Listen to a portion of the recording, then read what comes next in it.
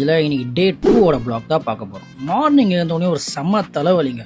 கொஞ்சோண்டு சுத்தண்ணி குடிச்ச பார்த்தா கொஞ்சம் ரிலீஃபே ஆச்சு. அதோடு சேர்ந்து பிளாக் காஃபி குடிச்சிட்டு சிக்கனை எடுத்து வெயிட் போட கொடுத்த உடனே பிரேக்ஃபாஸ்ட் ரெடி ஆயிடுச்சு. சாப்பிட்டு முடிச்ச கையோட இன்னைக்கு வீக் டேனால ஆஃபீஸ் போயே ஆகணும். ஆஃபீஸ்க்கு ட்ரெஸ்லாம் பண்ணி கிளம்பியாச்சு. அதோட சேர்ந்து நம்மளோட சாப்பாடு பேக்கை எடுத்து ரெடி பண்ணி போயாச்சு. ஆஃபீஸ் வந்தோடனே ஆஸ் யூஷுவல் ஒர்க் பார்க்க ஆரம்பிச்சிச்சு. கொஞ்ச நேரம் கழிச்சு லைட்டாக பிளாக் காஃபி போட்டு அகெயின் பேக் டு ஒர்க் போயிட்டேன்.